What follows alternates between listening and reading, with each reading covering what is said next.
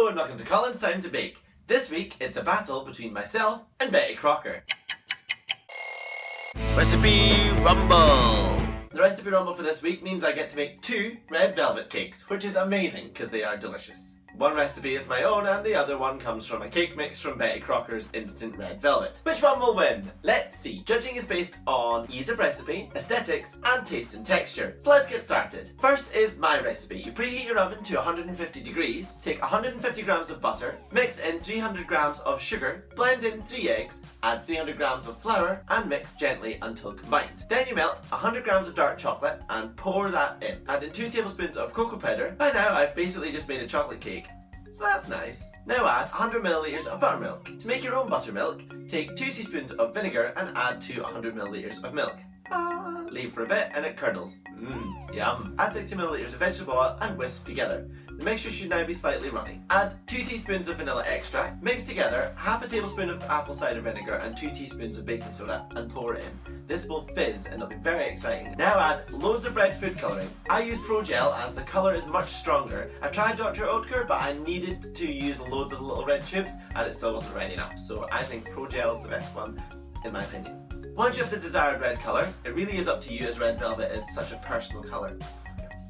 Pre-line an 8-inch cake tin and pour the entire mixture into it. Make sure it's quite a tall tin because you're going to be using one big fat cake. You'll be cooking low and slow, so pop some tin foil on the top to ensure an even bake. Bake for 60 to 90 minutes. Make sure it's baked the whole way through and switch the oven off and leave to cool in the oven for about 10 minutes, then take out and leave to cool completely. When it's cooled completely, you'll want to half the cake. You can either use a cake leveler or just do what I do and use a bread knife and hope it's flat. Now to make some cream cheese frosting. Take 300 grams of icing sugar, add 100 grams of butter and whisk. Then add 200 grams of cream cheese and whisk until creamy. Add a further 300 grams of icing sugar to thicken the mix up. Now take whichever half you're using for the bottom and spread a lovely thick layer of the icing on the top of that. Place your top half on. Now smother your cake in the rest of the frosting using a palette knife to decorate however you wish. And ta-da! Cake number 1, my recipe. Next up, Betty Crocker.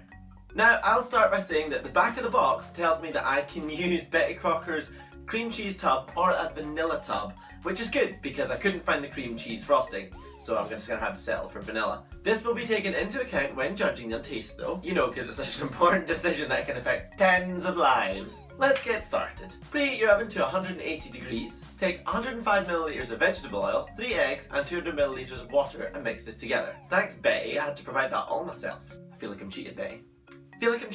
Now open your Betty Crocker red velvet box and pour the cake mix in. Whisk until combined to 2 to 3 minutes until creamy. Grease and line 2 8-inch cake tins and pour the mix into this. Make sure that they're even. Bake for 23 to 28 minutes. This actually baked for 33 minutes, but who's counting? Cool on a wire rack. This has become slightly sticky on top. I'm not sure what to make of that. Maybe it's just super moist. Now, take your bottom half, slather some vanilla or cream cheese frosting if you're lucky enough to find it, then place your second half on top. Now coat the whole thing in the rest of the icing. There isn't enough in one tub to make a thick coating, so maybe buy 2. Decorate how you feel using a palette knife, and ta-da! Betty Crocker. See, it's pretty similar. Let's compare side by side, shall we? There's only one thing for it. The taste test. So we're starting with mine. Here goes. Now we're going to try Betty's. I'm going to try it with a little bit of my cream cheese frosting because I don't feel that's fair. Okay, so judging. Ease of bake goes to Betty because, well, it's a cake mix, so it's definitely designed to be a lot easier.